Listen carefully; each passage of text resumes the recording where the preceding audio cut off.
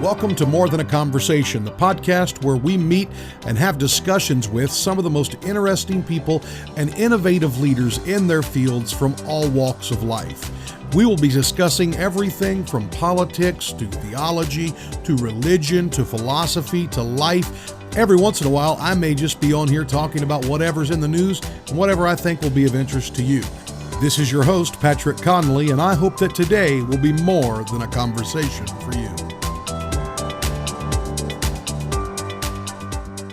Welcome to More Than a Conversation.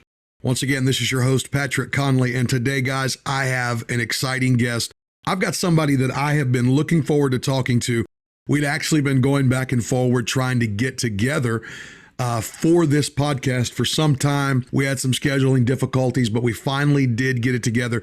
I am joined today by Marcia Montenegro. Marcia, it is so good to have you on More Than a Conversation today. Thank you for joining me. Well, thank you so much for having me, Patrick. I'm really glad to be your guest today. When I saw you first, I actually saw you, I was scrolling through social media and I saw a video pop up. It was actually an article, I believe, and it had in it, you need to hear this person explain the New Age and the Enneagram. And I saw you and a pastor speaking, and it was such a great conversation. I did so thoroughly enjoy it. And I said, I got to talk to her.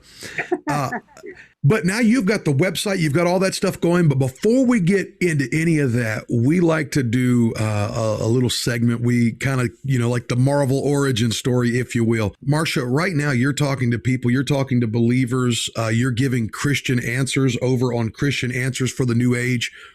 But tell me a little bit before it was Christian Answers for the New Age. Tell us the origin story of Marcia. Okay.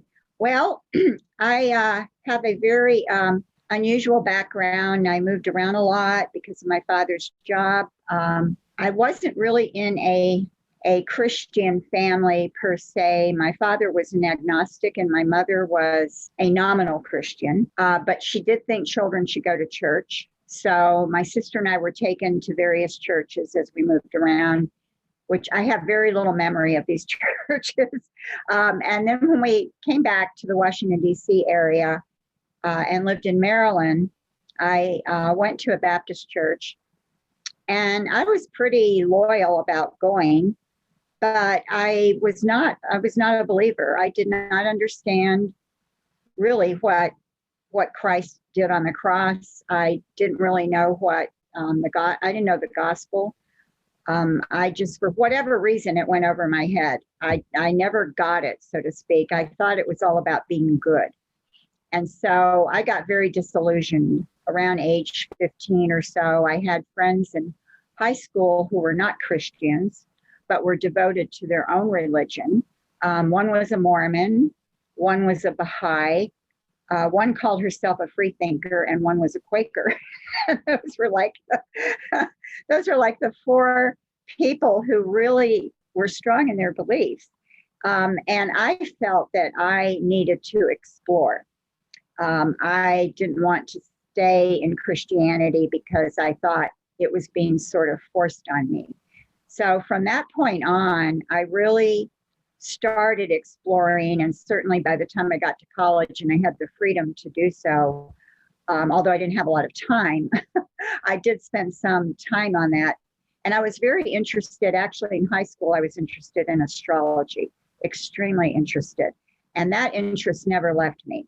I was also interested in the supernatural. And in college, I got introduced to Eastern religions and got very interested in Eastern religions. And so after college, I pursued both of those areas, the supernatural and Eastern religions. And I was kind of on this parallel journey of those two areas. And that led me eventually into the New Age. I mean, I had many, many different encounters and experiences. I went to a few psychics. I went to an astrologer, had my readings done. And I felt that I was pursuing a spiritual path. And so this was very exciting to me because it was my own spiritual path. and I could be informed by others who have gone that way, but I didn't have to do anything, so to speak. I wasn't being told this is what you have to do. So I felt very free that, that I could explore and kind of put together what worked for me.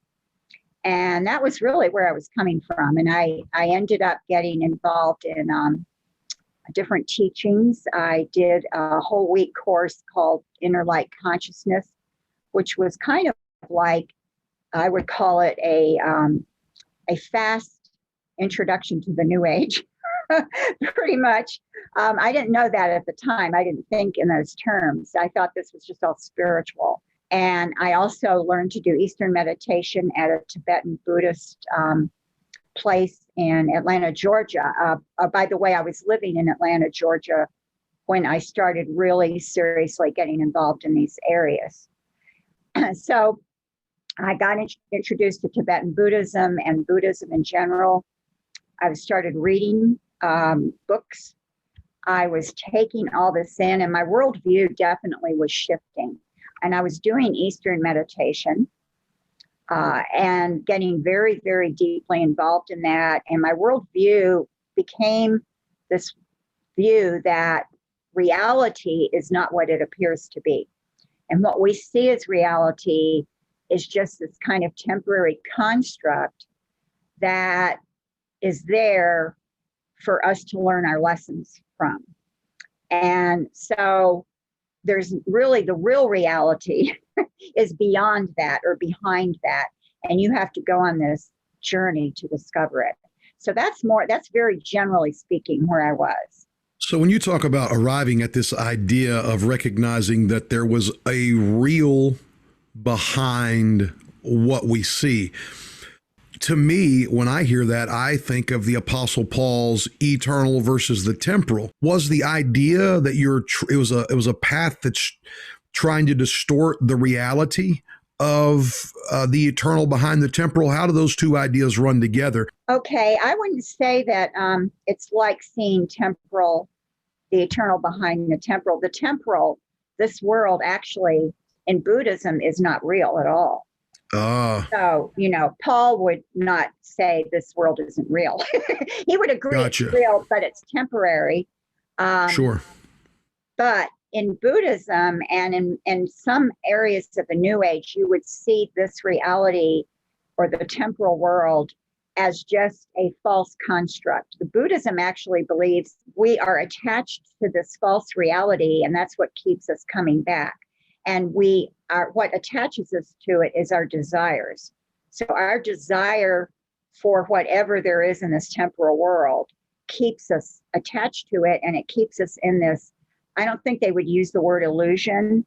I think Hinduism might use the word illusion, but they would say that this is not the reality, and that you are basically deceived by thinking this is reality. And in the New Age, you get different views. Like you might say, well, we've constructed this, we've projected this world because this comes from our own fears and our own desires and our own karma, our own experiences from past lives. And we're here to learn our lessons and see that this is not really our reality. And you do get different views in the New Age. So I want to point that out, that there's not just one view of reality. Some see it as an illusion. Some see it as a projection of our own mind and the projection of other minds. And some see it maybe in a Buddhist way, that it's not real at all. They call it conventional reality. And even the self in Buddhism isn't real. There's no such thing as an individual self. In Buddhism, all that exists is Buddha nature. That's the only thing that's real in anywhere, anytime.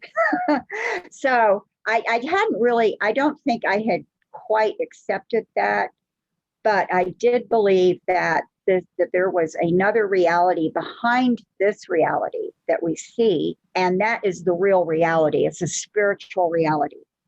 And we're caught up in this material reality because the New Age is always trying to transcend the material to the spiritual. They make a very strong distinction between material and spiritual, much like the Gnostics did. So the material world is just this dense matter, and it's energy that's very, very dense. And as you become more spiritual, your vibration gets higher, and you get further away from the material world and more into the spiritual. And spiritual for New Age is non-material.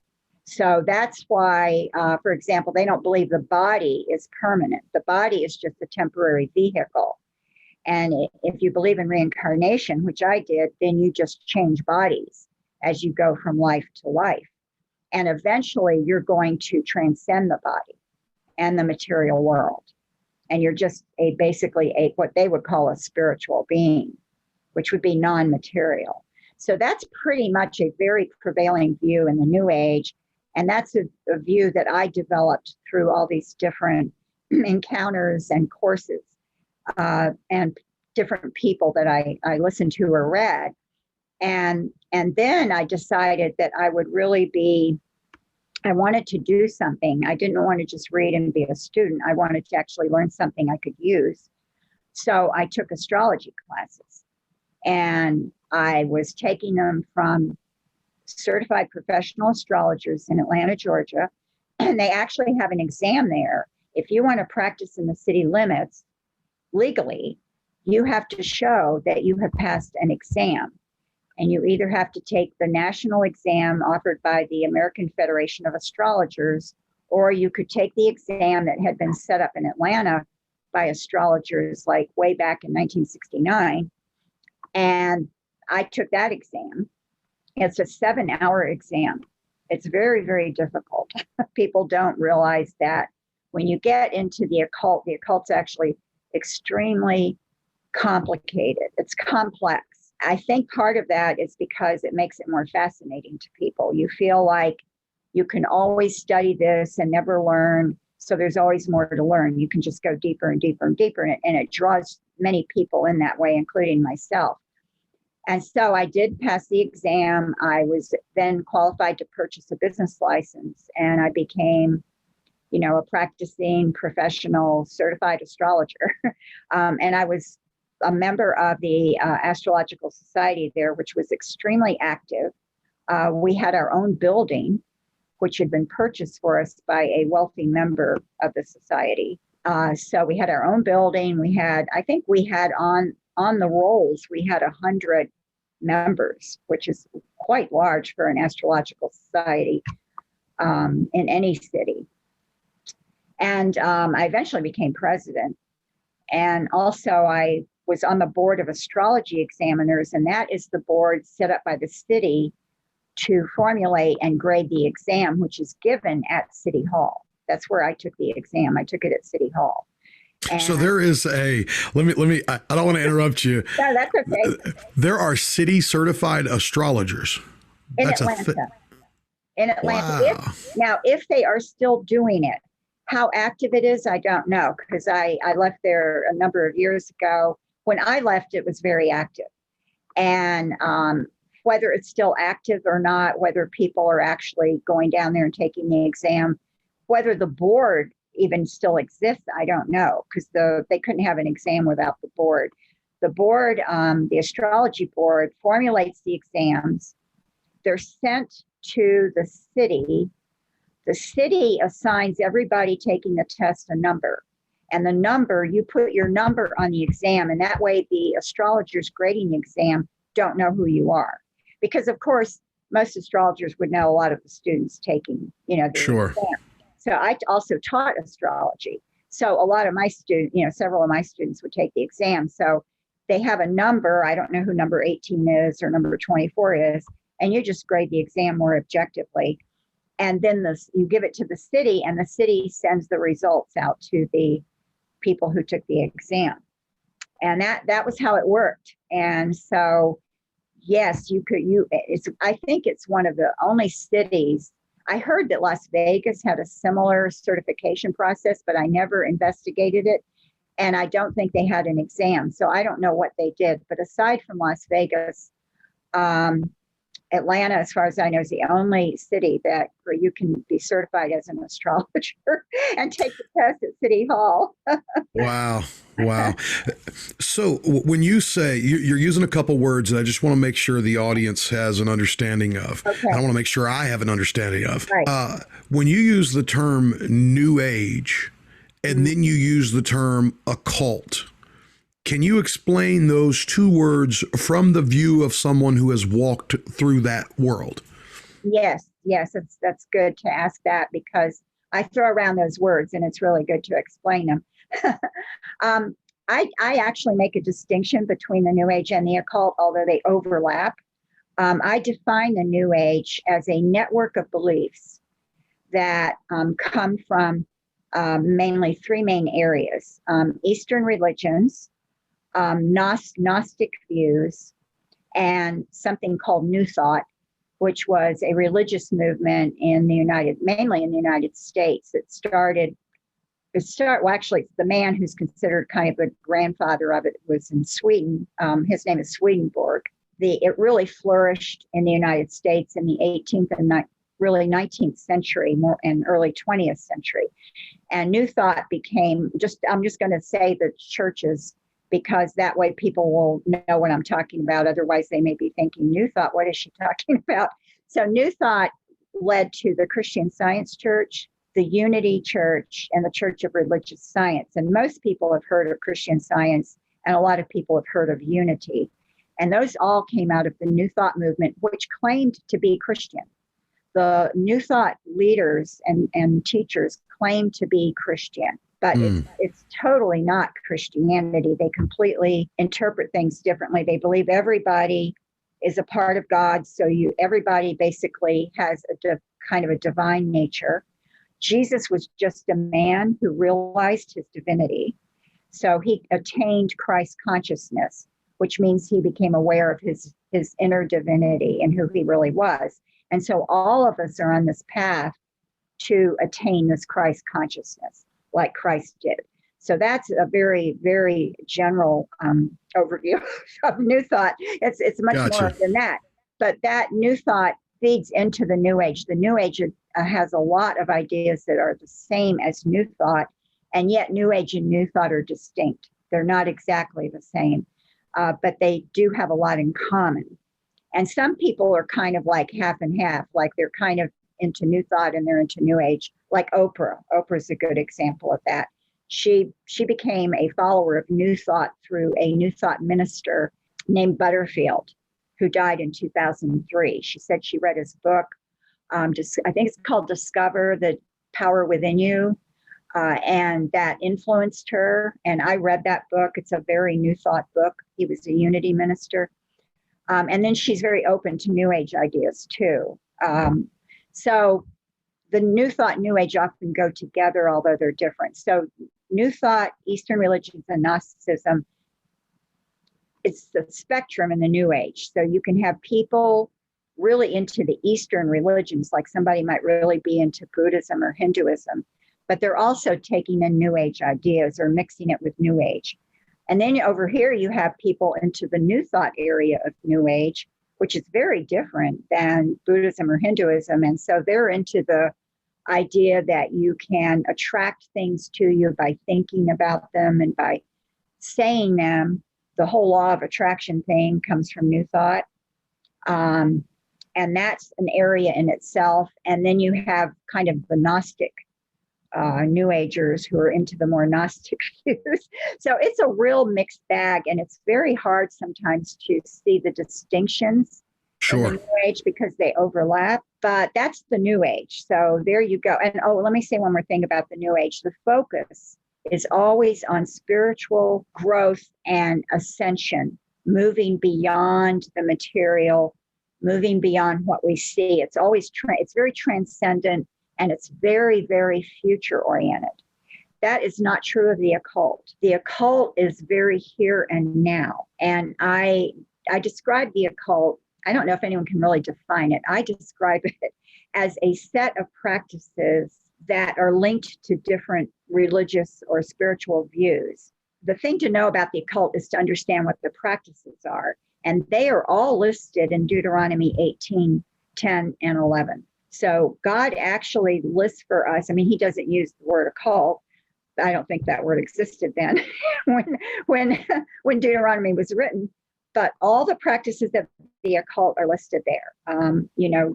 Spirit contact, contacting the dead, witchcraft, divination is a big one, which is sometimes translated as fortune telling, which I don't think is a good word, but that's the word people know.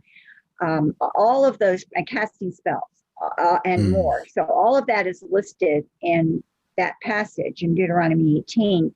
That covers all the occult practices, which are mainly three areas: divination, sorcery, and spirit contact. Those are the three main areas. Sometimes they overlap. So that's the occult. And so people into the occult tend to be into doing things, practicing things to get results. They're looking for tangible results as opposed to releasing from all this tangible stuff we see. Yes, exactly. They are looking more for tangible results of things. And, they have spiritual views attached, and you often find people who are into occult practices who have New Age views. So you can have this overlap. You can have somebody doing Wicca or witchcraft, which I would put in the occult category, but you could have them with very New Age views. They might believe in reincarnation, and they might be on sort of this New Age spiritual path, because there's really nobody to tell you that there are any boundaries anywhere. You can just go anywhere you want. And even if it doesn't make sense, you can do it. Well, no, because if everything in the New Age idea, if there is no real existence, then there can't be any absolutes. There can't be any real truth. And so, yeah, there could be no boundaries, because who are you to tell me that my way of transcending isn't the way, or isn't the right way for me to transcend. So I can see the appeal to people that want to access the spiritual. Now, we live in a world where people are constantly using the term, I want to be spiritual. I'm not religious. I'm just a spiritual person. And I'm sure you hear that a lot. I want to ask this question because I have my views, but my views are informed by scripture. My views are informed by being a believer. My views are formed from that side. And then some of my views are formed by some of the things I dabbled in that were probably connected to that world, but they weren't connected to the world of New Age or occult based on anything other than substances and that sort of thing that would open those windows, I think, and without being guided. A lot of times now you have people taking guided journeys with psychedelics and so on and so forth. Right. And I never experienced like a guided journey or anything like that. But that being said, what I am interested in is just the occult. When we hear that, when we hear New Age things, as believers, there seems to be two different kinds of people. And there are people who believe that, everything is spiritual, and they can maybe, I want to say over spiritualize sometimes maybe. And then you have people who have almost made like we believe all the Christian stuff, but we don't believe any of the other spiritualism that's happening. Not saying we believe that New Age or the occult is the right way, but it's almost like we have a heaven and no hell. We have we have angels and no demons. We have God and no Satan. We have this view that eliminates those things. So people that are in the occult, are they actually experiencing? Are they actually connecting with entities, with spirits, with demons? From being a person who's walked out that path, is there anything to it, or are these just people that are going through the motions and there's really nothing there? Oh, no, there's definitely something to it because, as we know from scripture, there is what, I would call a spiritual world, a world of spirits. And people who engage in these practices in the occult and in the New Age. And here I'm an example of a combination of the two. I really had New Age beliefs, but I was practicing astrology, which is an occult practice. It may be the oldest occult practice that we know of. It goes back before anything that we know of. It's mentioned in, Daniel with the astrologers in Daniel, and it goes way back. It probably goes back to Babylon. But there is a spiritual world there. So anybody engaging in an occult practice, divination or sorcery, or spirit, especially spirit contact, they are going to have interaction with spirits. And these spirits are fallen angels, of course, because God's angels don't engage in these activities, needless to say. And you're not going to get a good angel when you try to do an astrology reading, or you're doing tarot cards, or you're trying to contact the dead. A good angel isn't going to respond. You're only going to get the response from a fallen angel. Now, in the New Age, and in the occult, but in the New Age, it's very common to have what you call spirit guides. This was one of the first things I was introduced to. I took a course that was called, it was developing your psychic abilities, basically. That was the course. It was learning to develop psychic abilities. Psychic development, I think, was the name of it. And the very first thing I think we learned, maybe even in the first class from the teacher, was that we all have guides. We all have spirit guides. And she went around to each person and told us the guides that she saw with us. So she went to each person and said, oh, here you have this guide. And you have this Native American, he's your guide. And you have this Spaniard from 1500s, he's your guide, or whatever. And she went around and told each person who some of the guides were that she saw. And this was, I'm not sure, but I think maybe this was the first time I had heard of this. I'm not positive because I can't remember the absolute first time, but I think maybe it was in that class. And this was fascinating to me. I thought, wow, I have these guides. It's kind of like you feel like you're being cared for. They're these guides, they're there, they're just for me, and they're going to guide me, and so you feel very special. And that was the feeling it gave me. And then, of course, as time went on, I started, having interaction with oh, actually, you know what? I need to take that back. I did know about spirit guides. I need to completely take that back because there was a very big turning point before that class that I took. It was about 2 years before that class. In the class I took called Inner Light Consciousness, we were doing this guided meditation every evening at the end of the class. And on the last night, he said, tonight when we do the guided meditation, it's going to be a little different because at the end, I'm going to introduce you to your spiritual master. When you say guided meditation, you mean there's a person in the room guiding you through the steps of the meditation, correct? The teacher was guiding us, yes. Okay, correct. got you. But I just want to, I thought that's what you were saying, but I want to make sure everyone understanding. At this point, there is a person who is guiding you, and then they tell you, at the end of this, I'm going to introduce you to someone. Yes. And yes, he said in the meditation, it will be different at the end because you will encounter your spiritual master. And that's pretty much all he said. So we all knew, I guess we all knew, I knew that he meant a spiritual master. This was not going to be someone flesh and blood. This was going to be some kind of spiritual being. And so we went through the meditation, and at the end, he had something additional he hadn't done before. And we followed the steps, in our minds. Now, this is when you're doing a guided meditation, you're being hypnotized. Guided meditations are a form of hypnosis. I want to make that clear because unfortunately, this is in the church, guided meditation. And it's trying to look Christian. The people who do it either think it's Christian or they're trying to make it look Christian. You can't have Christian guided meditation. That's an oxymoron. You can't do it. So it's a form of hypnosis. And so at the end, then he had, we look up and we see our spiritual master. And I did see somebody. And so I saw this man, and I just felt connected to him. And after that experience, I would have dreams where I saw him in the dreams. But more importantly, I felt him with me all the time. Now, this was a spirit guide. The teacher didn't call it a spirit guide, but that's what this was. So I did know about spirit guides, but I think that my experience with that, I kind of put in another category from the spirit guides the psychic told us about. I'm not sure why. I guess because they were two very different experiences. And this one was this very personal, very spiritual kind of thing because this class was quote unquote very spiritual.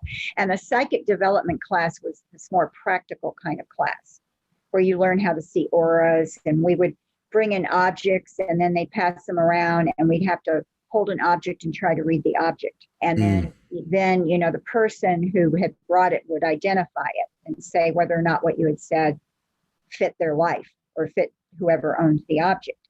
So we did like little exercises and things like that in the class. So even though it was spiritual, I see him very distinctly. And this spirit guide was like my main spirit guide. So whatever guides I had later, I always saw this as the main spirit guide. And I really did feel his presence with me. Now, of course, for me, this was a good thing at the time. I felt that he was helpful, that he was guiding me, watching over me. I felt very protected. And how did you feel that he helped you? Well, I felt he helped me with my, definitely, this happened before I became an astrologer, but after I became an astrologer, I felt that he helped me with my astrology reading. I also felt I'd been an astrologer in previous lives, but I felt that he helped me with guiding me through the chart. I felt that he helped me when I meditated. I felt that he kind of protected me. It's very hard to describe. I mean, this is a real false sense of security, but it's so powerful. You feel safe. You know, I remember during this time, I was on a trip to Italy with my parents, and I remember walking. They have these big circles in Rome, you know, these big traffic circles, and they drive crazy in Rome. They drive like crazy people in Italy. And it's you have to watch it when you're crossing streets there. And I remember crossing that circle with cars coming everywhere and just feeling completely safe. Just not, I mean, I'm sure I was somewhat careful, but I wasn't worried. I just kind of walked. I just felt I was protected. And I almost felt like this kind of force was with me, protecting me. This is the kind of feeling you get when you're doing these things. And so this is for lack of a better way to put it, a demonic entity that you're interacting with. Yes. And some people get much more involved with their spirit guides, like they know their names and they have these, they even hear them, like they may even have conversations in their head with them. That did not happen to me, fortunately. Very fortunately. Some people actually, I think, you know, can go insane with that. And or that what happens is eventually the spirit guide tells them to kill themselves. And if they're a person with depression or they have a tendency maybe towards that, the spirit guide might lead them to that. I mean, because I know I've heard testimonies from other people I believe, there's a lot of false testimonies online. I want to warn people, there's a lot of people who claim to have been Satanist or whatever, and that's not true. I can usually tell if they're phony or not. But these people I know are real. And I mean, they do get this voice that's urging them to kill themselves. And there's actually one guy I know of, you know, Christ saved him when he was about to kill himself. Wow. And so, you know, sometimes they'll do that, you know, because maybe they don't see any use for you. And it's just better to, you know, get you killed now before you become a Christian or whatever. And ultimately, Satan comes to steal, kill, and destroy. Exactly. It's always destructive. And it's always, the spirit guide thing is always going to keep you or try to keep you from knowing Christ. It's always going to lead you away from Christ in any way possible. And so for me, it just kept leading me more and more into, you know, astrology and Eastern meditation. And I just got very, very, you know, that became my world. And so. Have you ever encountered the entity that was your guide? Since becoming a believer, have you ever encountered that entity again? I did after, not right when I was saved. I actually forgot about him when I was saved. And then about 3 months after that, or maybe 4 months, I was in a church when I was saved. That's part of my story, but it was a very, very open-minded church. And I had to leave because God showed me that, you know, this isn't the place for you. And so I went to another church, which was a little better, still problematic, but a little better. And I was going to join that church. And so the day that I was going to join the church, I was in the pew, and I suddenly got very, very ill. I just felt very ill and kind of dizzy, and I didn't know why. I had felt fine that morning, and I still went forward and joined the church. But later that afternoon, I was at home because I just kept getting sicker, and I was lying down on the bed, and I felt this very, very angry presence in the room. I mean, it was so real. I know people don't have to believe me. I'm just going to share it, and they can, take it or leave it. But it was very real, and I realized right away it was my spirit guide, that main spirit guide. And I knew that he was mad at me because I'd become a Christian. And I also felt he was making me sick. Now, I don't know if that's true or not, but I felt that he was making me sick. And if he was making me sick, God allowed it for a reason, because what that did was it made me see who he really was. And it made me see that he hated Christ and that he hated me. And I saw things moving in the room, and I don't know if I imagined it or it was real, but I knew it was coming from him, that he was trying to, I don't know, scare me or impress me or something. And I said, because I really don't believe in sensational stories, so I tell this and I try to tell it very low key, because I don't believe in sensationalizing this kind of stuff, because people really get into it like it creates a morbid curiosity that detracts. Very true. Detracts from Christ. So let's keep in mind that Christ has power over all this kind of stuff. And Amen. Christ, what it says in Thessalonians, with his breath, he destroys the Antichrist with his breath. So, Christ, this is nothing to Christ. Amen. And so but I wasn't scared. I was just like it was really hitting me who the spirit guide was. It had never occurred to me it was a demon. And I suddenly realized that. And I said, you can make me sick and you can even make me die, but that doesn't matter, because I'll just go be with Jesus. And as soon as I said that, he was gone. Amen. And now I'm going to add something here, a disclaimer. I don't believe in talking to demons. I think this was an unusual encounter. I was a new believer. I basically didn't know anything. I was extremely uninformed. I knew who Christ was, and I knew I was saved and all of that, but I didn't have much Bible knowledge. I didn't know what the Bible really said about demons, except I knew they were evil. And I just did this spontaneously, and God was gracious enough to have me go through this and get the demon out of there. I don't think I made the demon leave. I think God took him away. But it was making me understand, something. I had to see something for myself. And I guess that's how God chose for me to see it. Sure. So let me ask you, you're in this world, you're a certified astrologer, you've got your spirit guide, you are literally walking with demonic influence in your life. You are leading other people into that path. Yeah. So how am I talking to Marcia, the ex-astrologer, today? Hey, More Than a Conversation listeners, I hope that you are enjoying this conversation as much as I am, and I hope that you're getting something great out of it today. I'm just wanting to jump in here in the middle to take a moment and let you know a few ways that you can help out More Than a Conversation. First, wherever you're listening, please go ahead and click that subscribe button. That will definitely help, and that'll make sure that you get all the content. Also, if you have a way to rate, if your app allows you to give a 4-star, 5-star, whatever the rating is that's the top rating, I would so appreciate if you would go ahead and drop a rating there. That's how the aggregators and the distributors rank podcasts, and the higher the ranking you give, the more ears will be able to hear these great conversations. Thanks again, and I'm hoping that today has been more than a conversation for you. Now let's get back to it. Tell me how you got out of that. Oh, there again, it's the Lord. I had no desire to leave this. I was, doing my astrology. I was kind of well known. I even had, I was writing for some New Age and astrological journals. And I even had letters from people in other countries asking me to do their astrology chart. And of course, at that time, we didn't have Zoom or computers, or most people didn't have computers, or, they were only used like in maybe scientific organizations or something. And so people, the way I did long distance charts is that they would send me their birth data, and I would do the chart, and then I would tape the reading onto a cassette, and I would send them the cassette. So this was even before CDs. So I sent them a cassette.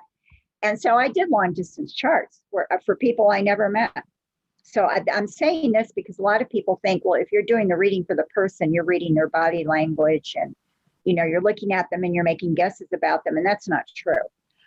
Even when I had the person there, I always was focused on the chart, and the person there just happened to be sitting there, and I would talk to them, but I was not getting information from them. I was going on the chart.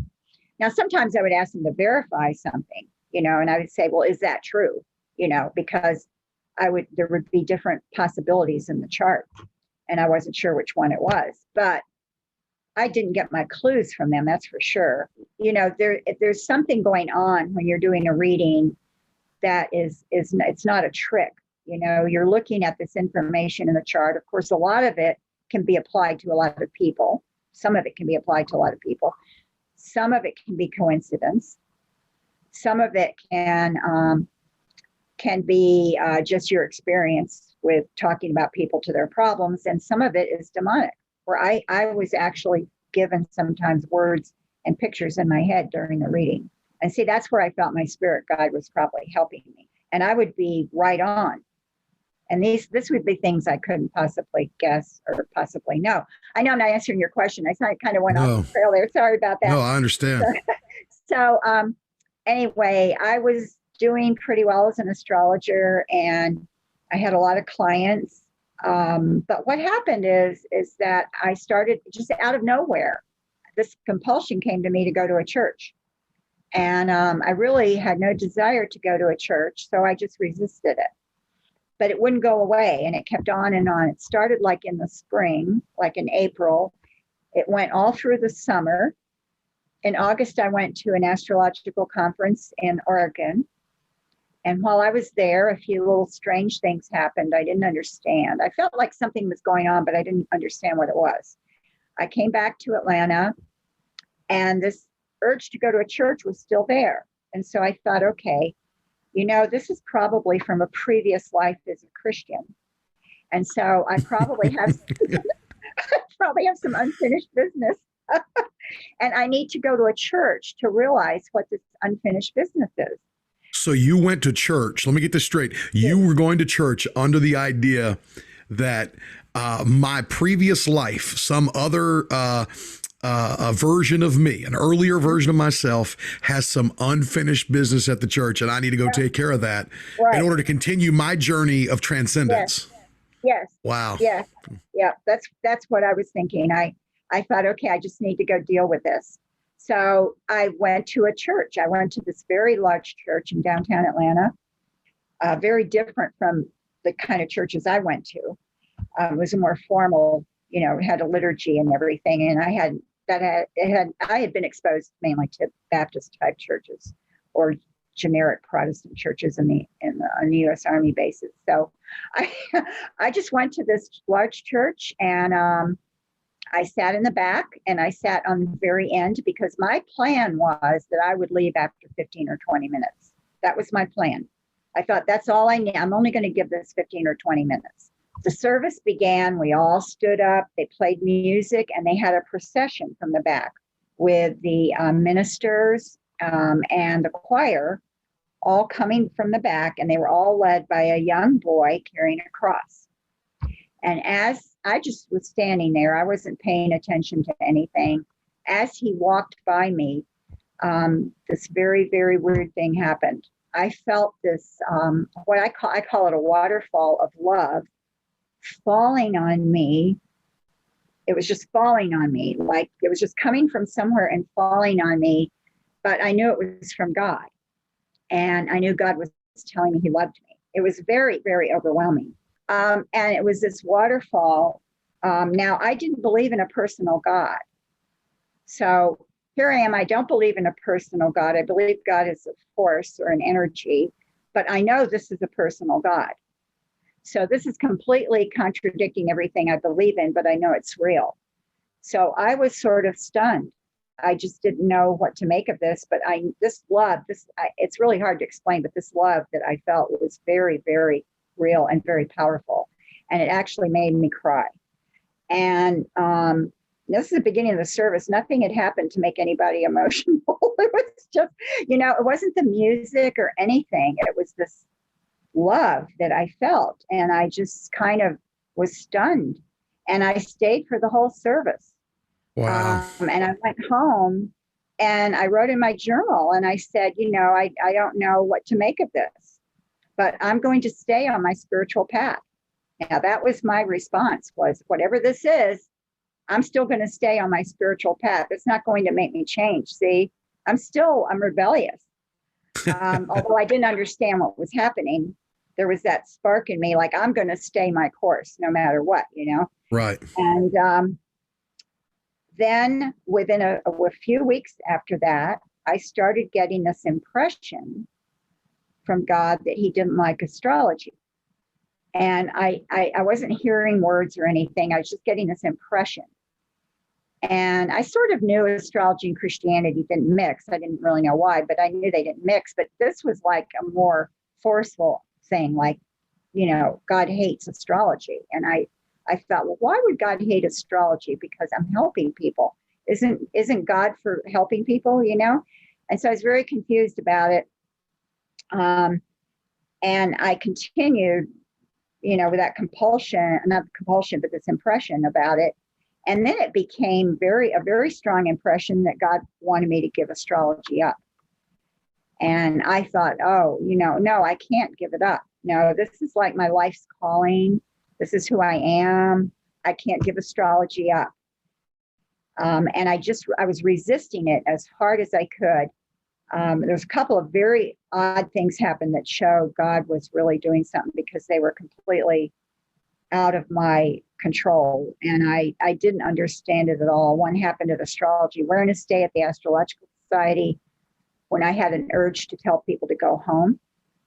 I was actually talking about the 12 signs of the zodiac and their meaning to a group of people. And right in the middle of it, I had this urge to say, let's just go home. And I actually had to fight myself to not say it. I can't tell you how difficult that was. I actually had to almost put my hand on my mouth, although I couldn't do that. It was like, no, don't say that. Don't say that. Don't say that. But I wanted to tell them to go home. And then another thing happened too with my chiropractor, who was a witch. And so I knew something was going on. I didn't understand what. I made a decision the night before Thanksgiving to give astrology up. Oh, the day that I first went into the church and had that waterfall experience was Labor Day weekend. So now it's Thanksgiving. It's towards the end of November. I make the decision to give it up. And I'm not a Christian. I'm just giving astrology up. And my clients are calling me and they want me to do, I updated charts. So I had new clients and then I had repeating clients. And so people would call me, they would want me to do their chart, or they would want me to update their chart. And, I'd say, I'm not doing astrology anymore. And then sometimes they would, if they didn't know me well, they would just accept it and say, oh, okay, well, I'll call another astrologer. Or if they knew me, they'd say, why? What, Marcia, what's wrong? Why aren't you doing astrology? And I'd say, well, I don't know. For some reason, it's separating me from God, because that's what I understood. And they said, how? And I would say, I don't know how, because I had no answers for anybody. So I would just send them to other astrologers. Okay. Then I decided I would start reading the Bible. Since I was going to this church and I wasn't doing astrology, I would start reading the Bible. I'm leaving a lot out here, by the way. I had a job actually in an office, a secular office, where one of my clients hired me to give him insights on the employees, because he would give me their birth dates and I would give him astrological insights. And it was secret. It was a secret thing that was going on. Wow. I was in the office, but no one knew why I was there. I was part-time and I was getting paid for this. This was going on too. And it's important to say that for a reason. Okay, so I'll try to finish up here. So. Oh, you're fine. Okay, I started reading the Bible. I started with Matthew because it's the first book of the New Testament.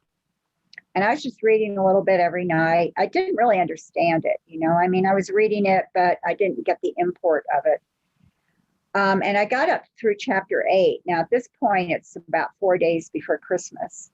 I get up through chapter 8, and I'm reading about Jesus on the boat in the storm and how the disciples wake him up and he rebukes the sea and the wind. And for some reason, this particular account just had this effect on me, and I just kept reading it over and over again. Like there was something about it that just grabbed me. And as I was rereading it, God opened my eyes and I saw who Jesus really was. It's like he really became real to me. He became very clear. I understood why he died on the cross. I understood, who he was. I understood I was separated from God, and I had been my whole life. And that if I had died before that moment, I would have gone to hell. All of that I understood. And I'd been exposed to some of these ideas, although I hadn't believed them. And they all kind of came together. And so I just turned my life over to Christ at that moment. And I knew immediately I was a different person. I didn't have any of the language, the theological language. I didn't in those terms. All I knew is I'm now, I've now been reconciled with God, although I don't think I use that word, but I'm now okay with God. And it's because I put my life in Christ's hands, and he's died for me and saved me. So that's where I was. And it was a very strange place because I didn't really know any Christians. I mean, there were some at the church, but I don't know. I don't think there were very many. Honestly, I'm sorry to say that, but I'm not really sure. I mean, maybe there were some there I didn't know, but of the people I knew, there was only a couple I think maybe were real believers. My life just completely changed. I had to change everything in my life. And I discovered several months later, I had to tell my boss I couldn't do the astrology anymore. And actually, when I'd given astrology up, he had gone away on this long leave of absence. It's interesting how God times things. So he's away. He left me with busy work because I was a single mother. I was divorced and I had a son to support. So God kind of took care of me by having my boss go away on this long leave of absence while I'm like not understanding why I'm giving astrology up. And I'm still getting some income because I'm not getting astrology income anymore. Right. And I'm still getting income from this part-time job. And then my boss comes back in January. By then I'm saved. And I go to him and tell him, I can't do this anymore. Well, he kept me there doing busy work. He kept me anyway. He just did. And there was a young Christian guy there that I knew. And I found out in April that he had been praying for me with a young adult fellowship at his church all during that year when all that stuff happened. Wow. Amen. Yeah, it's amazing. All of that stuff was all put together by the Lord. There's no way it could have happened by chance. All of those things just all fell together. And so now you're in the church. You're a believer. I know you've got a lot of, you could tell us a lot about your decisions in which churches you would attend and so on and so forth. But I know that something that would have to be disturbing would be the encroachment of all of these new age and occult practices into the church. Yes. You mentioned guided meditation, and you said your words were that there can be no such thing as Christian guided meditation. It's hypnosis. Yeah. I know there are other things. I just actually had a conversation recently. Someone was asking me about yoga and those practices. And I don't know, maybe you can tell me how much of that is connected to the new age stuff. What are your thoughts on like the yoga and that sort of thing? Okay. Yes. And for those who want to read more about it, I have 5 articles on yoga on the website. And I've been talking about yoga since like 1995 or something like that. I mean, it wasn't really in the church then, but it was in the culture. And so I was letting people know yoga it's a practice of Hinduism. It's a part of Hindu practices and belief. And so a lot of people ask me, well, can't I just do it as exercise? Well, the thing is, it's not designed as exercise. There's other forms of exercise. There's a lot of secular, non-spiritual exercise you can do. If you want to exercise, there's, stretching that is not yoga, aerobics, swimming, bike riding, whatever. There's no need to do yoga for exercise. So it's not like you have to do yoga or you don't get to exercise. So I always point that out. But it's not designed as exercise. The whole point of it, Hatha yoga, which is only one of several yogas. There's several yogas. Hatha yoga is the physical yoga that most people are talking about when they talk about or ask about yoga. That's the sitting in certain positions or standing and moving in certain ways. And it is designed as a discipline for the body in order to prepare you for deeper meditation in the more advanced stages of yoga and in other forms of yoga, because Hatha yoga, you're not supposed to stay at the same place. You're supposed to move on. So at the beginning, it seems like you're just doing sort of exercises, but all of that is going to lead more and more into ideas and spiritual teachings that have to do with what you do now that you are disciplined in your body, or you're more disciplined. Now you can do these deeper meditations. Now you can have these spiritual insights. And they're actually, the positions, the asanas, are designed to induce meditative states of mind. And another problem with the yoga is that many of the positions imitate the positions of various gods and mythological figures from Hinduism.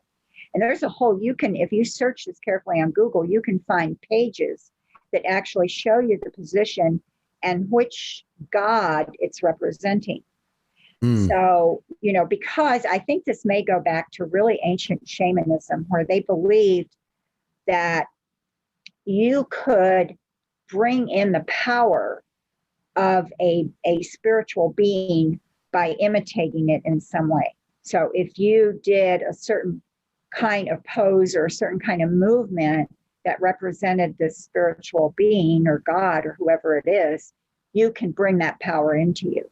This is a really common idea in, indigenous and pagan type beliefs.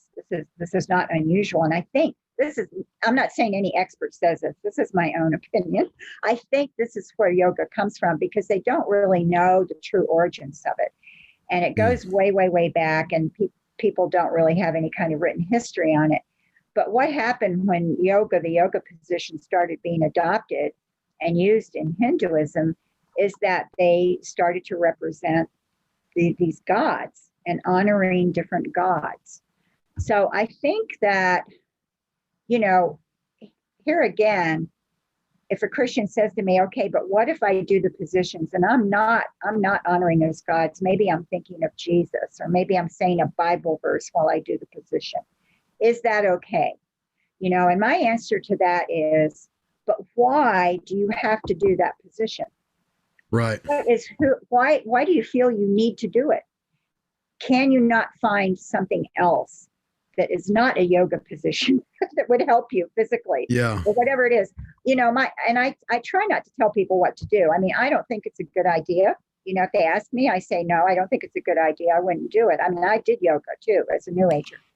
And I wouldn't try to do it now at all. And I say, they have to be convicted and see. It's interesting to me that people that come from the New Age, or people that have been in the occult, listening to yourself, I actually had the amazing opportunity to pastor a lady who had been heavy into witchcraft. Her entire family had, and she was one of those not sensationalizing. She just there are some marks of that. People that she didn't want to sensationalize it, but she did want us to understand that it was real. And it's so amazing to me that you sound the alarm, but so many believers around me, they just don't see the danger. And I think it's because they don't know that there's really something there. There's really something on the other side. And we say we believe that, but we go through these practices, but yet the scripture seems to be plain regarding idolatry, regarding witchcraft, regarding all of these things, Right. and how we need to, well, abstain from the very appearance of evil, how we need to avoid these things. Right. Something else that's come up, and I wanted to talk to you, and it's actually what drew me to wanting to talk to you, the Enneagram. We've talked about yoga, we've talked about meditation, and we need to come back and have another conversation. I've really enjoyed listening to what you had to say today, but I want to talk about the Enneagram because I have promised the listeners that that's what today was going to be. Tell us, so the Enneagram is basically a numbers system. As I understand it, is a numbers system that is based upon your personalities. You take a profile test, it puts you in certain categories, so on and so forth. Based on that, you can kind of know who you are, and it'll help you identify yourself and identify who you can work with and identify, it's being more self-aware. That's the way it's being sold. Right. That's the way Christians are saying. So tell me about the Enneagram. First of all, tell me if you had any experience with the Enneagram in the past, and tell me because I think it's important, origin matters. Right. And that's one thing that I think we don't understand sometimes as believers. Origin matters. Tell me, do you know anything about the origin of the Enneagram? Tell me a little bit about it. Well, I heard about it in the New Age and afterwards. Because after I became a Christian, it kind of was starting to be used in the secular world by some, business companies or corporations were using it. And I remember learning that and being very shocked because I knew that it had been in the New Age. And I thought, why are these secular companies using this New Age tool? That was my first impression. But I never did it for myself or anything like that. I just knew of it. Helen Palmer had made it popular in the New Age. I knew who Helen Palmer was. She was a very big name psychic. She's still around, by the way. And actually, this is where it's very ironic for me coming out of the New Age. There are actually Christians who will talk about Helen Palmer in a positive way, like Chris Horowitz, who wrote the Sacred Enneagram. She was one of his teachers. A lot of these Christian Enneagram teachers and writers had New Age teachers for the Enneagram because that's where the Enneagram really developed in the New Age. Now, that's not so the Enneagram is it's not a scientific method. No, it's not a personality test. See, the way you described it is what a lot of Christians think it is, and that's not what it is at all. The Enneagram is actually a diagram that shows 9 types, and you're more closely aligned to one of those types, and that type is a false construct of who you think you are, and it is hiding the real you, the real essence of who you are. Essence is a popular word in the Enneagram, in the real Enneagram, the New Age Enneagram. So the essence of who you are, this being behind the facade, that's what you're supposed to uncover by realizing this is a false construct. So it's not at all like, oh, I'm type 4, so that means I'm like this and this. And so also there's not supposed to be a test to find out which type you are. Originally, when it first started, it came from Richard Rohr, I could do a whole show just on him. Richard Rohr, his book, The Enneagram, A Christian Perspective, that he wrote with Andreas Ebert, who's now deceased. That book, Richard Rohr had an influence in the progressive church. Rob Bell, Brian McLaren, those people were very influenced by Richard Rohr, and they were interacting like in the early 2000s. So Richard Rohr, his star ascended in the progressive church. And by 2010, 2011, they were doing Enneagram type workshops at their conferences. And that's when I wrote my first article on Enneagram, was in 2011, because I saw it in the progressive church.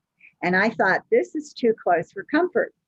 Rob Bell and those guys are eating it up, and there's going to be some Christians that think that's cool. And so I'm going to write my article and show what it really is.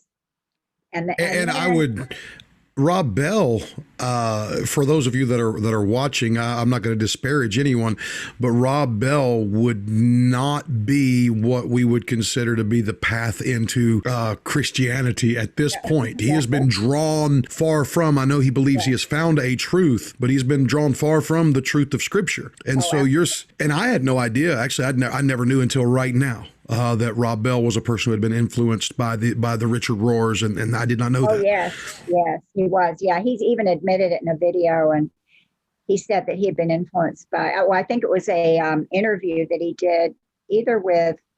He may have done an interview with Richard Rohr. I can't remember. He did an interview with Jen Hampmaker. I've listened to several interviews that he's done, so I'm not sure which one it was, but he admits that he had been influenced by Richard Rohr for many, many years. And so I don't know when it started, but it started, way well into probably the early part of the 2000s. I think he was already influenced when he wrote Velvet Elvis, because in one of his footnotes there, he urges people to take 3 months to read Ken Wilber. Well, Ken Wilber has influenced Richard Rohr to a deep degree in many ways. And Richard Rohr quotes and refers to Ken Wilber. Ken Wilber doesn't even claim to be a Christian. Ken Wilber is a perennialist, and I know I'm throwing that word out without explaining it, but I can come back to it if we need to, Gotcha. who is basically Buddhist. I could describe him as Buddhist in his outlook more than anything else. And so here's Rob Bell telling people in Velvet Elvis to read Ken Wilber. And I think he knew about Ken Wilber because of Richard Rohr. That's my theory. So anyway, the Enneagrams in the Progressive Church, I'm concerned. I get some information on it and write my article. And then I start warning about it in 2014 on Facebook. And I can't remember what caused me to do that. Something caused me to start warning about it on Facebook, because the first so-called evangelical book didn't come out until 2016, which was The Road Back to You by Suzanne Stabile and Ian Cron. And that book is the first Enneagram book and probably still the most popular one in the church. Yes. Now, Suzanne Stabile was mentored for many years by Richard Rohr. She is a disciple of Richard Rohr. And Ian Cron and Suzanne Stabile both teach and speak at Richard Rohr's center. So tell us, tell us about Richard Rohr quickly, just so people can have an idea, because you cannot have, you don't have the Enneagram without Richard Rohr. You really can't. That's why it's in the church. It came through Richard Rohr. Richard Rohr basically he's a Franciscan friar. He runs the Center for Action and Contemplation in Albuquerque, New Mexico, which I believe he started in 1986. And he is technically a Roman Catholic, but his teachings are not, they're not only, they depart from Christianity and they depart from the Roman Catholic teachings as well. But sometimes he can sound like he's Orthodox, but it's because his meaning of certain words is different than what people think. So they don't know what he's really saying sometimes. And a step before Richard Rohr, where do we have do you know where we actually have the actual development of the Enneagram? Where did Richard Rohr get it from? Well, I can tell you about Richard Rohr and then do that, or I can tell you about the origin of the Enneagram and then about Richard Rohr, whichever one you want. Either way. Whichever way. Okay, well, I'll do the origin of the Enneagram first because you asked me about that first. So that really started as just a diagram by George Gurdjieff, who was this esoteric spiritual teacher, and he was like Armenian Turkish or Armenian Russian, I think. And he had been raised Eastern Orthodox, but he left the Eastern Orthodox faith and started these spiritual kind of journeys, he claimed, and that he claims he went to different spiritual teachers and learned different things. Then he drew this 9 pointed diagram. It's a geometric figure. There's nothing inherently evil about any geometric figure. I try to get that across to people because people think that some kind of figure is evil in and of itself, and it's not true. It's what it represents that matters. Right. It's not the figure. The figure itself is just a figure. It's lines, drawn in different ways. So even a pentagram is not evil in itself, a 5-pointed figure. Right. And so the Enneagram, he felt that the Enneagram captured all the laws of the universe. He felt that you could go around the different points and mathematically and in different ways, and you could see all the laws of the universe. He was very fascinated by it, and he played around with it. He put a musical scale around it. He believed in, he talked about the law of three and the law of seven. And this was somehow mathematically, I'm very bad in math, so some people understand this better than I do. This was somehow mathematically something you could do with the 9 points. And he felt this was a picture of the cosmos. And he had followers, and he was doing his teachings with his followers, and he used the Enneagram. And apparently the Enneagram became a sort of diagram that was partly used to show Gurdjieff's teachings on how to become awake and become the new man. He taught that everybody is asleep and you need to wake up to reality. Now, this is such a common teaching in all New Age and esoteric teachings. You know, Gnosticism, it's in Eastern religions, it's all the same. You're awake, you're unconscious, you need to wake up. You aren't seeing reality, you're asleep. So you're asleep, not you're awake. You need to wake up. So this is what he taught, and he called it becoming a new man. And he had several steps that you had to go through to become the new man or new woman. So his teachings are very convoluted and complicated, like all esoteric teachings. He had a student named P.D. Uspensky, who was Russian. P.D. Uspensky, Gurdjieff never wrote anything. So P.D. Uspensky wrote 4 books, including a book that was about the Enneagram, or had some parts of it about the Enneagram. And at that time, they both died in the late 40s. The only people who knew about the Enneagram were the students of Gurdjieff and Uspensky. It wasn't anywhere else. It was just in those circles. And it wasn't being used for personality or anything like that. It was being used for these spiritual teachings.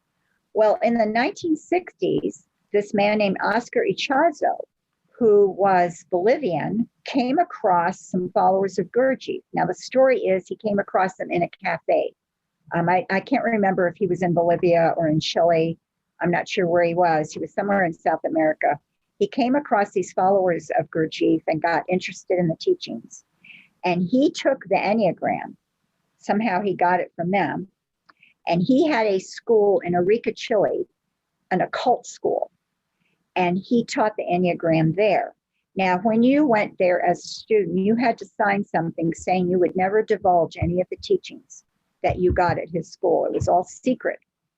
And so he taught the Enneagram. I mean, it came out later because followers later started, writing about him. And if you really look online, you can find stories from people. So the first place that the Enneagram was ever taught to students was at an occult school in Chile. Really, yeah. Aside from what Gurdjieff and Uspensky taught, and how they used it was in this, awakening to the new man kind of thing. And I do want to say the year that we know of the Enneagram first appearing was 1916. So that's the earliest. That's only 105 years ago. So the Enneagram, it's not ancient. It's not scientific. It's not scientific. But if it's, when we say ancient, we say it's not ancient. And the one thing I want to be careful with is, if it is truly based in these spiritual journeys and Gnosticism and so on and so forth, it could be some ancient information, but not ancient truth. I'll put it that way. Yeah. The teachings are similar to what you would find in going way back, any esoteric teachings, Gnostic type teachings where, yourself is not the real self. The Gnostics said you're really a spirit, you're trapped in a body. You're really a spirit being that was with God, and you have to learn the teachings to get out of this, false self that's not really you. And of course, that's very similar to New Age teachings about the true self. And so those ideas are ancient, but the Enneagram is very modern. and it sounds like when I hear that the Enneagram is about getting you beyond self, and then now today I hear the way it's been twisted, it almost sounds like most of the people I know that are doing the Enneagram are just New Agers who are really bad at it. I mean, they're not really, they wouldn't claim that, but it just sounds like they're doing New Age things, but they have no clue what it is they're actually doing. They have no clue what it actually means. You mean the Christians doing it? Yes, like the Not the New Age. Christians, Okay. right? Yeah, Yeah. the Christians who are doing it. It's like, well, you're not really taking a personality test. You're actually Yeah. doing New Age stuff. You just don't Yeah. know how to do it quite the right way. Exactly. Yeah, Exactly. You're doing something that it was not designed for that at all. That's, it's not about finding your personality. So and it's not about knowing, well, it is about knowing yourself, but not in the way they think. So right. but even the way Oscar Ichazo taught it was very esoteric. He named the 9 points ego fixations. And an ego fixation was the self that you thought you were. And that came from conditioning. It came from what people told you. It came from your experiences. It came from how people trained you to think and everything. This is all conditioning. And so this ego fixation is who you think you are, and that is holding you back from finding your true essence. And he did teach there was a pure essence, and that was who you are. And you have covered it up with this false ego, and you have to work through the fears and everything that caused you to create this false ego in order to realize who you really are. And that's how the New Agers use it. They don't use the word ego fixation, but the idea is very similar. That's how it's taught in the New Age. So there you have Oscar Ichazo. He's teaching ego fixations at his school in Chile. So still, there's not a lot of people that know about it. However, the word gets out because Claudio Naranjo comes to Oscar Ichazo's school. And Claudio Naranjo is a Chilean psychiatrist who was on a spiritual journey. After his son died, he was very devastated, and he started this spiritual journey. And he went to Oscar Ichazo's school, and he studied under Ichazo.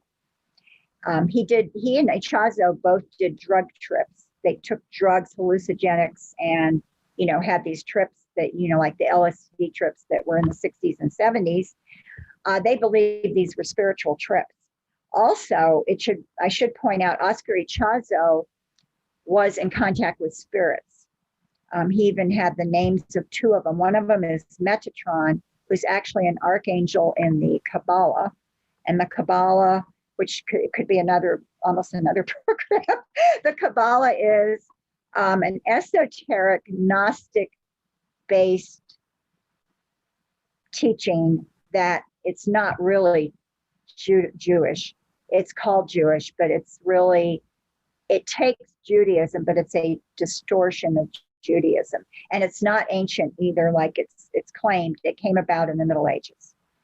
So the Kabbalah, and it's very, very Gnostic. It's also about a spiritual journey. So I have an article on the Kabbalah on my website, and I wrote an article for the Christian Research Journal on it. So, if you want to know more of that, anyone wants to know more, they can look that up. But the Metatron is an archangel in the Kabbalah. So Metatron and the green ketub, which comes from Sufism, and I don't really know anything much about the green ketub. These are spirits that Oscar Ichazo would reference. And he also said that his group was guided by an interior master. Now that means a spirit guide. So he did, and I'm not surprised, since he was an occult teacher. You can't be an occult teacher and not have spirit contact. It's impossible. So he had spirit contact. Claudio Naranjo also did, because he was doing those drug trips and he was studying under Ichazo. And in fact, Naranjo has admitted it on videos. He has talked about, he calls them his higher authorities. He talks about his spirit guides openly. So Naranjo leaves there, and he ends up at this place in Big Sur, California called Esalen, Esalen, which started sometime in the 60s. It was a very edgy, avant-garde, experimental place where people were exploring like there was a lot of new exploratory types of psychology going on there, like Gestalt therapy and things like that, which were becoming very big in the 60s and 70s. And there were all these spiritual teachers there. It was like this conglomeration of people that would come and go, and there were teachers there. And it was all like the human potential movement. Esalen is credited with being sort of the birthplace of the human potential movement. So anybody looking into the human potential movement for their, you know, dissertation or their thesis needs to go read about Esalen, but they probably already know that if they're doing that area. So Esalen was kind of a birthplace, but it also was a birthplace of some New Age ideas, because the human potential movement and the New Age, although they're distinct, are also connected. So you have these various teachers there, and there was Claudio Naranjo teaching the Enneagram. And so different people were learning from him there.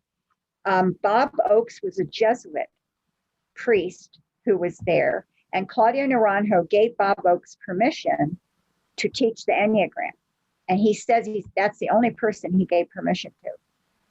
Bob Oakes went to the seminary in Chicago, which I guess is where he was from or where he was teaching. And he started teaching the Enneagram to priests, Catholic priests at that seminary.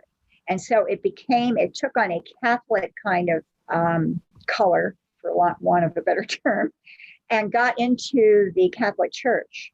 What was his goal? What do you know, when he starts teaching it in Chicago? So we've tracked it now from this spiritualist, this Eastern European with these spiritual roots. Now we've gone through a school of the occult in Chile. Now we've made our way to California. Now we're back to Chicago. But I'm interested, what would make this priest decide he wanted to teach the Enneagram? Do you have any information as to what the purpose was?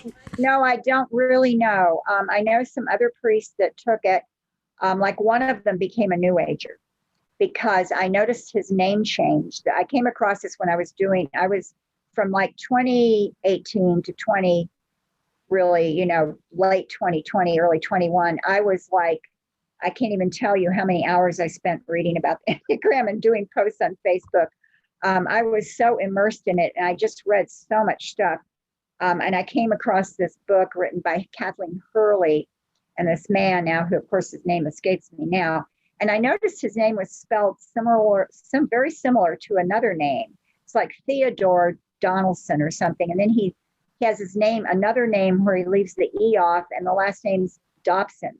And I thought, wait a minute, are these the same people? And I found they were the same people. And apparently, based on what he was teaching about the Enneagram, it was very New Age. And Kathleen Hurley is a New Ager, and he wrote a book with her. So I could tell he had been a Jesuit priest, and I read that he had left that. And I thought, so my conclusion is, based on what I found, he was a priest and then became a New Ager. So do you think the Enneagram, if a person were to follow the Enneagram and really get into the Enneagram, is there a danger that that's going to pull them toward the New Age, the Enneagram itself? Oh, yeah. I think at the very least for a Christian, it undermines who God is, and it undermines the work of Christ, and it teaches you a false idea about yourself and who you are. It's not based on truth, but it has enough little pieces of things that can be true in it that it's very deceptive. And it also, I think, because we tend to just naturally be fascinated by ourselves, it's like something that draws you in because you become so immersed in it. Like, oh, I'm a type 4 and my husband's a 3, and my daughter's a 7 and my son is a 9. And oh, that means that's why she does this, and that's why I have this argument with my husband. And you start filtering, just like in astrology, when you know you're maybe a Taurus and your Pisces rising and your moon is in Sagittarius, you start filtering everything through that. Well, that's why I do that. That's because I'm Pisces rising. And that's why I have that kind of argument over money with my husband. It's because I'm a Taurus and I care about money. I know because I was an astrologer. So I know this, I know that I'm 100% correct. I mean, people don't have to believe me, but I believe me. Well, and I don't want to just flatter you, but you were not just an astrologist. For those people that are just jumping in the stream now, you were one of the leading astrologists. I mean, I don't know, you might not want to say that about yourself, but I mean, you were the president of one of the largest astrology societies that we know of. You were writing for various papers, so on and so forth. Journals, like, you know what you're talking about when it comes to astrology. So I'm going to say that because you might not want to go back and say that, Okay. but you know what you're talking about. So Yeah.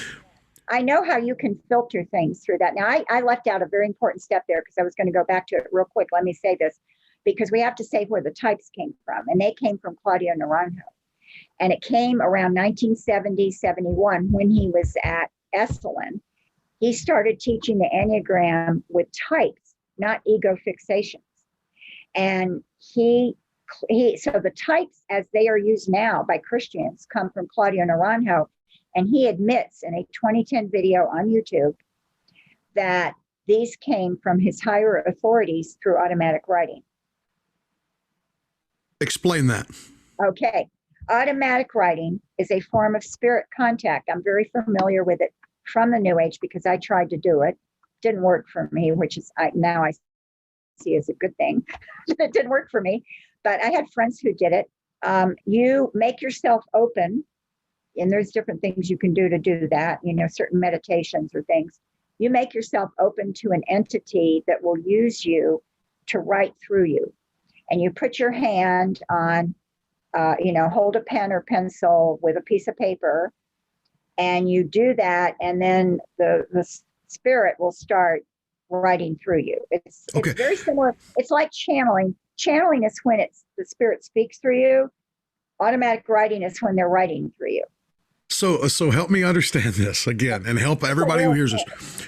Okay. You're telling me that the types that when I go to I won't be, but when someone chooses to go to a Christian Enneagram conference, or they're going to teach it in a small group or whatever, the types that they are teaching were given to a man by contact with what to me sounds like a demonic entity. Exactly. Exactly. I even did a Facebook post because I was trying to get this point across to people. And so I wanted to really emphasize it. And I did a Facebook post called something like Enneagram, a Doctrine of Demons. Oh, that's my. Exactly what it is. That's exactly what it is. And Claudio Naranjo doesn't just admit it in that one video, which is very brief. And he admits it in the first 4 minutes. There's another much longer video I watched later where he talks about his experiences at Esalen. I think it's about maybe even a 2-hour video. And at the very end, like the last 5 minutes, he brings up the types and how he got them from automatic writing.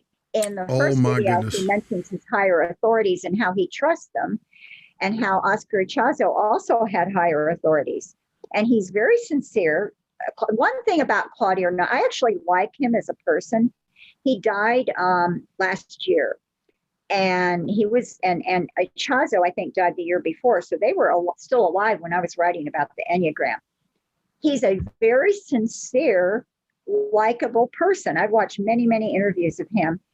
He's somebody I could sit down and have coffee with. I think I would actually enjoy it. But he really was sincere about what he believed.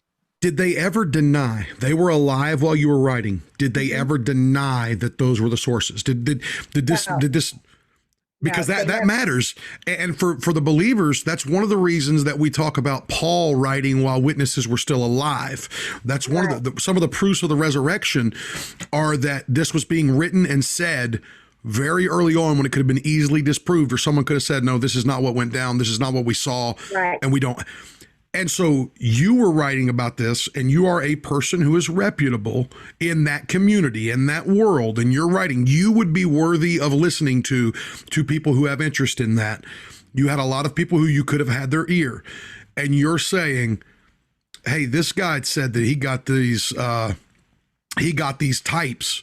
These Enneagram types came from contact with a demonic entity, with this automatic writing where he opened himself up, something wrote through him, and he never once said, no, that's not true. That's not where it came from. No, he never denied it. And I believe, based on his accounts of things and what interviews I've seen of him and what he was involved with, and his time with Ichazo, he clearly, and myself having had spirit guides, it's very easy for me to believe that he was in contact with spirit guides. In fact, it would be very surprising if he wasn't. It would be really odd that he wasn't because of what he did. So It's, to me, a very natural thing that he had these guides. He saw them as good, just like I did when I was in the New Age. In fact, there's a video of him that is very revealing where he says the spiritual way that he felt the closest to was shamanism. And he really was fascinated by the shamans and shamanism. Now, shamanism is very ancient, and it's really spirit. It's very much based in spirit contact. A shaman is the mediator between his community and the spirit world. That's the definition of a shaman. And this is the kind of pathway that Naranjo said. He says, I was never a shaman, but I feel that that's the path I was the closest to. He says this is in an interview with a German reporter or a German journalist who's interviewing him. It's very revealing to me because it shows really where his mind was. So he's very open to spirit.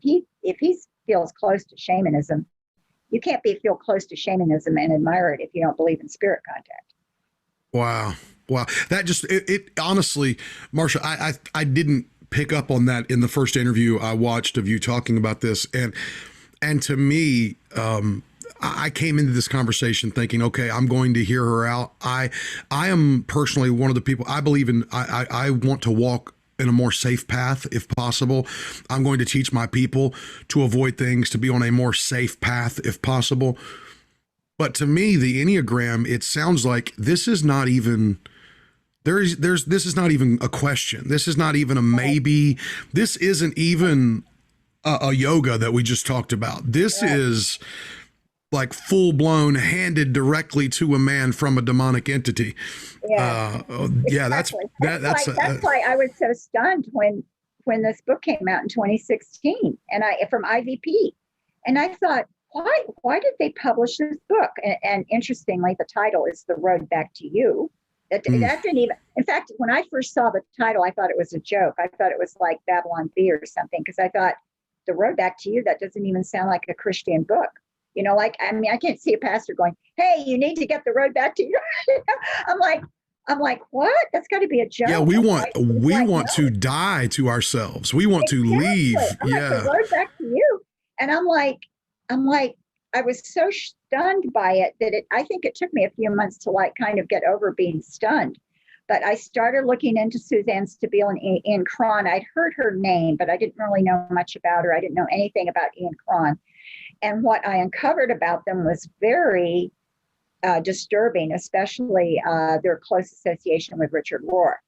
And then the next year, 2017, the second book comes out, The Sacred Enneagram. And there again, I thought, when I saw the title, I thought it was a New Age book. No, this is from Zondervan. And Chris Hurwitz, who wrote it, or Hurwitz, was discipled also by Richard Rohr. He was mentored by Richard. He and his wife are very close to Richard Rohr. Rohr has sat on their board of their organization, Gravity. And I believe that Philena Hurwitz sits or has sat on the board of Rohr's Center. And there's a very close association. And I believe they are both perennialists, just like Rohr. And let me quickly say perennialism. And this is, I actually have a friend, Dr. Ronald Huggins, who has taught at 3 seminaries. And he agrees with me that the Enneagram is bringing perennialism into the church, because a lot of the promoters of the Enneagram are perennialists. And so the Enneagram, the perennialism is the belief that all religions come from the same root and share the same core. No matter how different they appear to be, and no matter how different the teachings look, they all have the same truth at their core.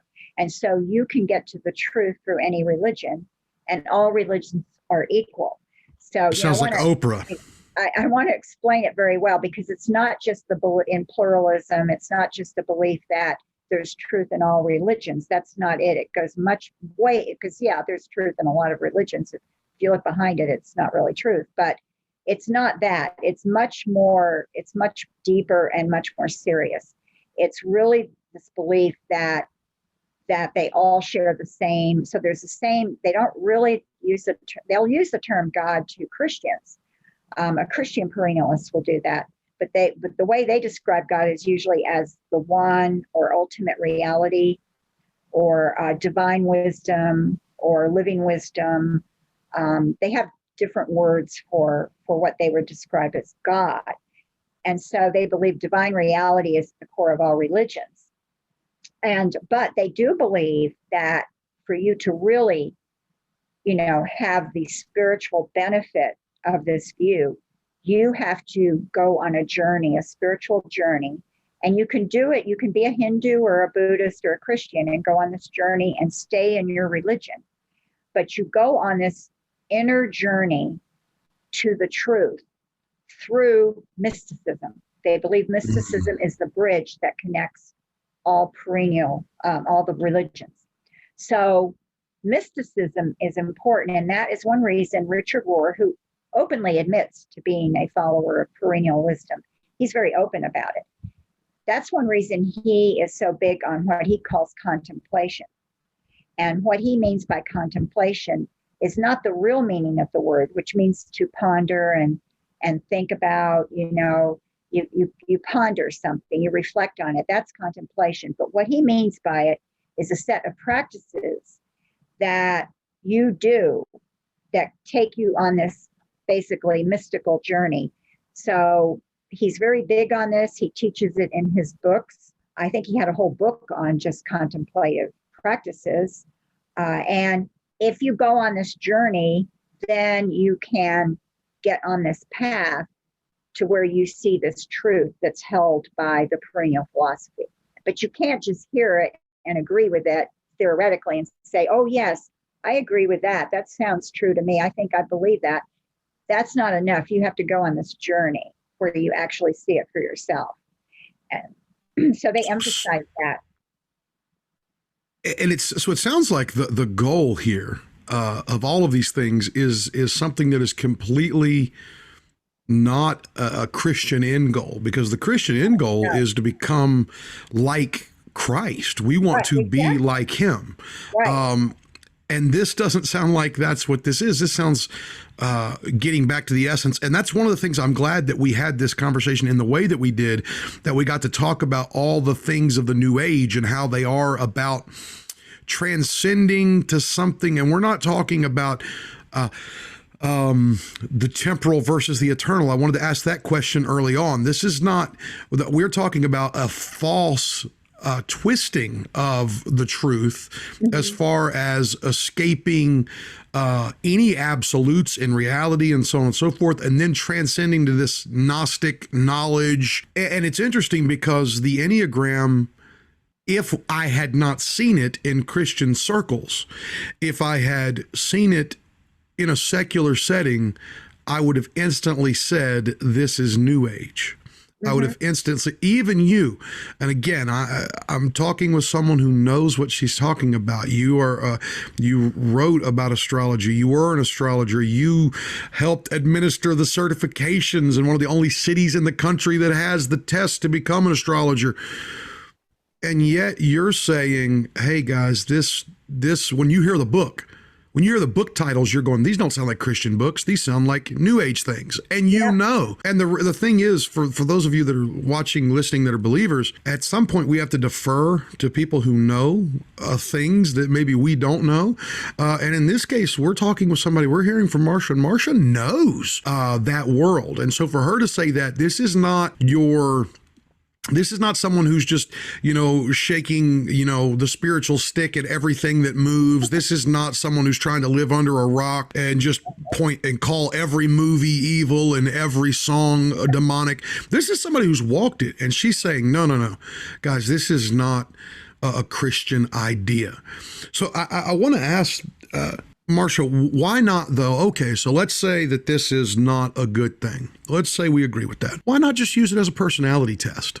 The reason not to do that is because that's not what it is, and it has absolutely no scientific basis at all. It is not based on personality theory. It isn't based on research from, psychology. It's not based on studies done by psychologists or a psychological organization.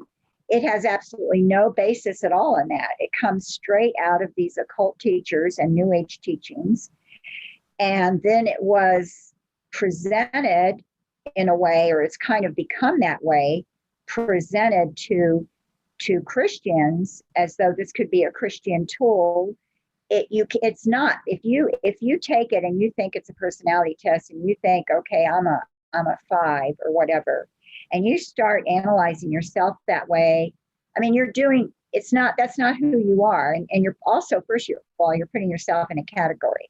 And unfortunately, when people do that, they feel they can get answers. And so they tend to stick to it. It's just like astrology. You put yourself in the, I'm a Pisces, or you know enough about your chart to know where all your planets are, like I did as an astrologer. So I could say, oh yeah, I'm like that because my moon, is in the 10th house or something. So you start filtering everything through that, and you are not going to really see who you are the way God wants you to see. The way we're supposed to see ourselves is through God's word. God, we can know about ourselves just through that, and through just knowing ourselves and other people who know us. And like you said, we're supposed to be, our growth as a Christian is supposed to be being conformed to the image of Christ. And if you're going to focus on this false personality from the Enneagram, it's going to take away your focus from growing in the image of Christ, because they're contrary to each other. They're not compatible. One is all about you and the other is all about Christ. You got to choose. You can't have them both. We say, all right, if we're going to do a personality test, something like that, it ought to at least be scientific, which this is not. We have a source coming straight from the demonic. So in your mind, this is not something that can be redeemed for Christian use? No, it can't. And that's another argument that I heard a lot. I heard that, well, can't we redeem it? Or my pastor said we could redeem it. Unfortunately, a lot of pastors are on board with this thing. This is what was so scary to me, is that I thought, okay, I could see a lot of Christians falling for it and they don't really know what it is. But then you have pastors and churches doing sermons on it, 9-part sermon series on each type, and giving the books, like telling their church, we're going to do the road back to you. And I felt like I was in the Twilight Zone, honestly. So what I've heard from people is, well, can't we redeem it? Well, my answer to that, and I actually wrote an article on my website, Can God Redeem Anything, to kind of answer this question, is that, first of all, it's up to God as to what he's going to redeem. It's not, we don't decide, well, yeah, God can redeem this, so I'm going to use it. It's like God is the one who decides that. Secondly, God redeems his creation, but he's not redeeming things that he's denounced. God is not going to redeem tarot cards. He's not going to redeem astrology. He's not going to redeem the Ouija board. These are things that are against him. They're contrary to who he is. They're contrary to his creation. They're a perversion of it. And there's no place in scripture that gives us an idea God is going to redeem these things. These are evil things that he's going to destroy, not redeem. So God's going to redeem some things, yes, and he's destroying others. And it's pretty clear which is which in scripture. And the Enneagram is a false tool from the New Age, full of occult and New Age teachings. This is more in tune with the Ouija board and astrology and tarot cards than anything else. It's in that category. And so that category is the category of what God is going to destroy. So it's wrong to say God can redeem anything, because then I always say, well, is he going to redeem tarot cards? I mean, tell me how he's going to do that. He's not going to redeem anything that's against his nature and against his, his law. He's not going to. Yeah, exactly. Absolutely.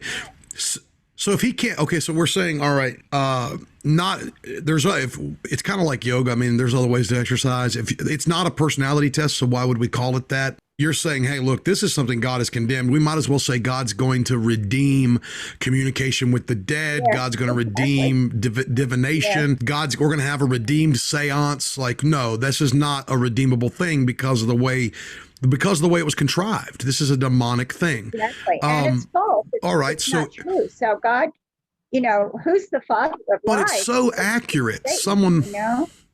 Now someone might say, but it's so accurate.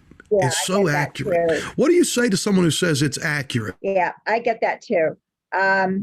And my answer to that is, fortunately, my experiences as an astrologer gives a good answer to that, which is every single one of my clients was blown away by how quote unquote accurate the chart was that I did for them.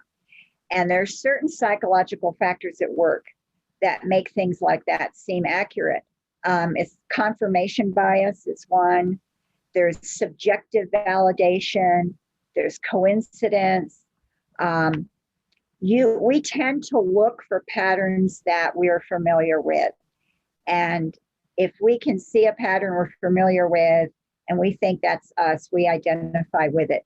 And actually, one of the reasons the Enneagram is not scientific, and I was told this by a Christian psychologist who's working on his PhD, Jay Medenwalt, who actually is quoted in our book, Richard Rohr and the Enneagram Secret. I haven't even mentioned that book. The categories, the 9 categories, overlap too much to be actual distinct types.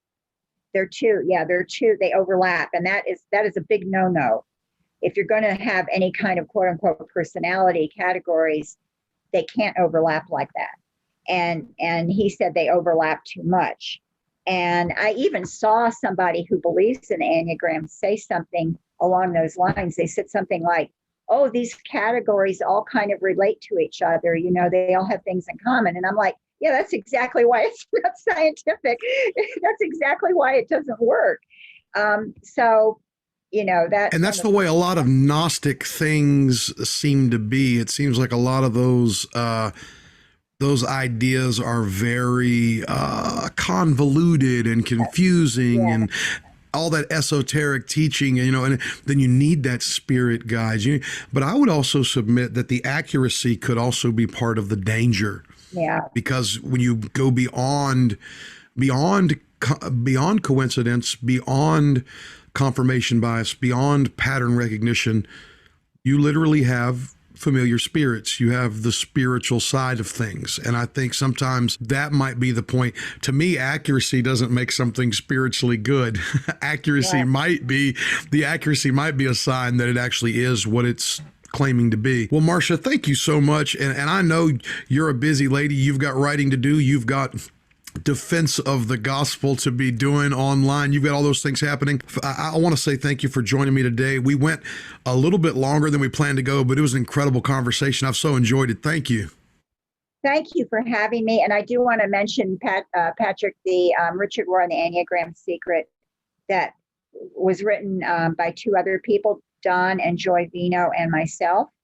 And please, if you want for anybody who wants all of what I said on the show and more, the history of the Enneagram with footnotes, everything, we document everything. We have 2 chapters on Richard Rohr. So that book is the book that will give you that information. And it's not a very long book. So.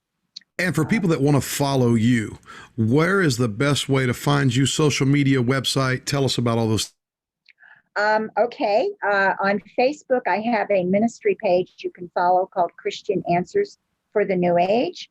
And I post things there about the New Age and the occult. And then I also have a website, christiananswersforthenewage.org. If you go to the articles page there, I don't even know how many articles. I've never counted them, but I have a lot of articles on New Age and occult topics, on New Age books, movies that I've seen and written about that are in the New Age or occult category or somehow connected to it. So sometimes they're not directly connected, but I feel were popular enough and had stuff in it that needed to be addressed, like the Shack, for example. I wrote an article on that book. So all of that is on christiananswersforthenewage.org. Well, I just went over and liked that page myself, and so I'll be following that. Thank you. And guys, if you have the opportunity to get over to that website, do that. Get over there, get a hold of those books. There are some comments that I have seen drop in, and we'll see if we automatic writing. Someone says automatic writing equals think Joseph Smith, Mormonism, and so there's some good stuff here. And also Cultish apparently has a couple episodes that you were involved in, and maybe so that was thrown out. So lots of great information there, guys. There's no reason for us to be ignorant concerning the devices of Satan. There's no reason for us to not be trying to be aware. And now, here's the thing. If you are listening later when this comes on podcast form, if you're watching right now, first of all, if you are someone who's been involved in the Enneagram, no, we're not condemning you. We're not saying that, you've led people to the occult. We are saying, hey, you need to be fully aware. At the end of the day, you're going to have to make your own decision about this. But if you're going to make a decision, make a fully conscious decision, make a fully aware decision. And for those of you that know someone, we're not saying go to them and, tell them that they're operating in the demonic. We're not saying go rebuke your pastor openly, but we are saying, hey, pass the information along, give them Marcia's website, share the link to this podcast on your page, whatever. Let's get the information out there. At the end of the day, we're going to overcome evil with good. Once again, Marcia, thank you so much for joining me today. Thank you for having me, Patrick. I really enjoyed it. And for everyone else out there, we hope that today has been more than a conversation for you.